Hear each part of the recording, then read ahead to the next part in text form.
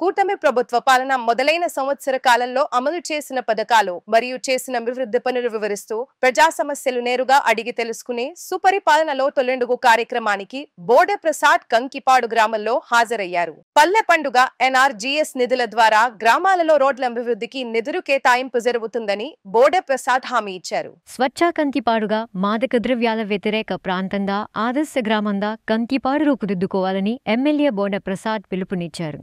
నేను ఇక్కడికి రాగానే పంచాయతీ నిధుల లభ్యతను చూసాం. సుమారుగా 2,50,00,000 దాకా ఉన్నాయి. ఒక 70 లక్షలు ఆల్రెడీ వర్కులు జరిగిపోయినాయి. ఇంకా ఒక 40-50 లక్షలు ప్రతిపాదనలు సిద్ధం చేసి ఉన్నారు. అది వర్కులు పిలుస్తూ ఉన్నారు.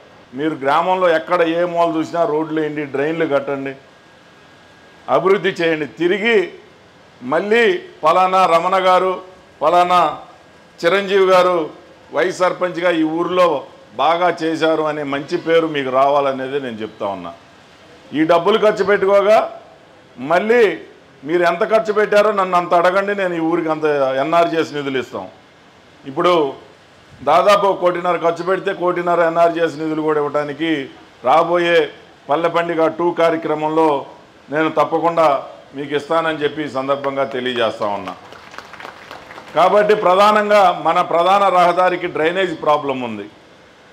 ఒక పక్క డ్రైన్ పెట్టేసేయండి. ఎన్ఆర్జీఎస్లో గతంలో డ్రైన్లకి ఇవ్వాలా, ఇప్పుడు రోడ్లకి మాత్రమే ఇచ్చారు. మళ్ళీ ఇప్పుడు సెకండ్ దాంట్లో డ్రైన్లకు కూడా రిక్వెస్ట్ చేసామన్నారు. ఆ ప్రొవిజన్ వస్తే నేను రోడ్లకి ఎంత కావాలంటే అంత డబ్బులు ఇస్తాను, డ్రైన్లకి ఖర్చు పెట్టమని చెప్పేసి తెలియజేస్తా ఉన్నా. ఈ గ్రామం దాదాపుగా నాకు తెలిసి 100 సంవత్సరాల పైన చరిత్ర ఉంది. దాదాపు 20 మంది సర్పంచులు మారుంటారు, 15-16 మంది ఎమ్మెల్యేలు మారుంటారు. పూర్తి స్థాయిలో ఎందుకు అభివృద్ధి చేసుకోలేకపోయాం? 14-19లో నేను ఎమ్మెల్యేగా ఉంటే నాకు చాలా సంతృప్తినిచ్చింది. దాదాపు 10-15 గ్రామాలు 80-90% పనులన్నీ కూడా డ్రైనేజీలు, సిమెంట్ రోడ్లు, వీధి లైట్లు ఎల్ఈడి లైట్లుగా ఎవరు మార్చారు? చంద్రబాబు నాయుడు గారు. సిమెంట్ రోడ్లుగా సుమారుగా 25,000 కిలోమీటర్లు 2014-19లో ఎవరు వేశారు? చంద్రబాబు నాయుడు గారు. మరి ఇంత అభివృద్ధి 19-24 మధ్యలో ఎందుకు చేయలేకపోయారు? ఉన్న రోడ్లన్నీ కూడా గుంటలు పెట్టేశారు. రోడ్లన్నీ సర్వనాశనం చేశారు. రోడ్లు వేయకపోగా ఉన్న రోడ్లన్నీ కూడా ఆగమైపోయినాయి.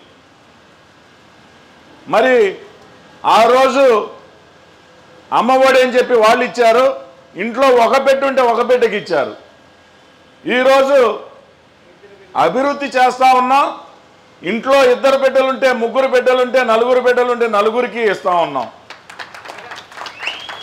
ఒక పక్క సంక్షేమం చేశాం, ఒక పక్క అభివృద్ధి చేశాం. మా ముఖ్యమంత్రి గారు మాకు పదే ఒకటే చెప్తారు, మీరు ఎక్కడా కూడా తప్పు చేయమాకండి, తప్పు చేస్తే మిమ్మల్నైనా క్షమించను, మీరు చేసే ప్రతి పని గమనిస్తూ ఉంటారు ప్రజలు. తెలుగుదేశం పార్టీ కూటమి అధికారంలో ఉన్నప్పుడు మనల్ని చూసి ప్రజలు మళ్ళీ తిరిగి మీరే కావాలి అని కోరుకునే విధంగా పనిచేయండి అని చెప్తారు. మొన్న చూసాం దురదృష్టం. ఒక తల్లిగా మీరు బిడ్డలకు ఏం మంచి చెప్పాలో మాజీ ముఖ్యమంత్రి సమాజానికి మంచి చెప్పాలి. నరికేయండి, చంపేయండి, లేకపోతే అడ్డొస్తే కారుతో తొక్కిచ్చేసేయండి అని చెప్తే మా మనసు ఏ విధంగా ఉందో మీరు అర్థం చేసుకుంటారు. నిన్న ఒక ఆయన బందరాయన చెప్తా ఉన్నాడు, ఎంతసేపు చెప్తారా నరకండి చంపండి అని, చీకటి సందుల్లో కన్ను కొడితే వేసేయాలి. ఇదండి మా భాష. నేను మాట్లాడితే మీరు మెచ్చుకుంటారా? పైగా చప్పట్లు కొడతా ఉన్నారు కార్యకర్తలు. చంపేయండి, నరికేయండి అని చప్పట్లు కొడితే మీరు మెచ్చుకుంటారా? మీరు ఆ ప్రభుత్వానికి ఈ ప్రభుత్వానికి తేడా ఏంటి అనేది మహిళలుగా మీరు గమనించండి. మంచిని 100 మందికి చెప్పండి. ఈ ప్రభుత్వానికి ఆ ప్రభుత్వానికి ఉన్న తేడా చెప్పండి. గత ప్రభుత్వానికి ఈ ప్రభుత్వానికి సంక్షేమం ఏ విధంగా చేశారో చెప్పండి. గత ప్రభుత్వం ఈ ప్రభుత్వం అభివృద్ధి ఏ విధంగా చేసిందో 10 మందికి మీరు చెప్పాలి. లేదు నాకు మంచి జరిగింది, నేను ఇంట్లోనే కూర్చుంటాను, నేను 10 మందితో మాట్లాడను అని అంటే, గత 5 సంవత్సరాల్లో విధ్వంసం ఏ విధంగా చూసామో, అమరావతి మహిళల్ని ఏ విధంగా మాట్లాడారు, అమరావతిలో వేల కుటుంబాలుంటే మహిళలని వేశ్యలుగా పోల్చారు. ఎవరు ఏ టీవీ అది, ఎవరు టీవీ అది? ఏ విధంగా మళ్ళీ అధికారంలోకి వస్తే ఈ రాష్ట్రాన్ని ఏ విధంగా భ్రష్టు పట్టిస్తారో ఒకసారి గమనించాల్సిన అవసరం ఉంది. ఈరోజు మీ గ్రామం స్వచ్ఛ కంకిపాడుగా మారాలి అని చెప్పి మీరందరూ కూడా కోరుకోవాలి.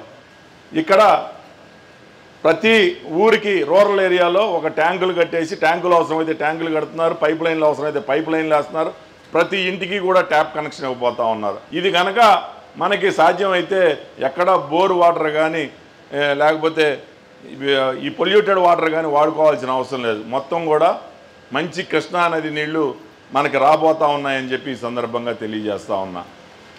ఇది పరిపాలన అంటే. ఒక పక్క అభివృద్ధి సంక్షేమం, ఒక పక్క పెట్టుబడులు. ఈరోజు నీ బిడ్డకు ఉద్యోగం రాకపోవచ్చు, కానీ ఈ 4 సంవత్సరాల్లో స్థాపించే పరిశ్రమల్లో రాబోయే తరాల వారికి ఈ రాష్ట్రంలోనే అనేక ఉద్యోగాలు దొరుకుతాయి. అది ముందు చూపు అంటే.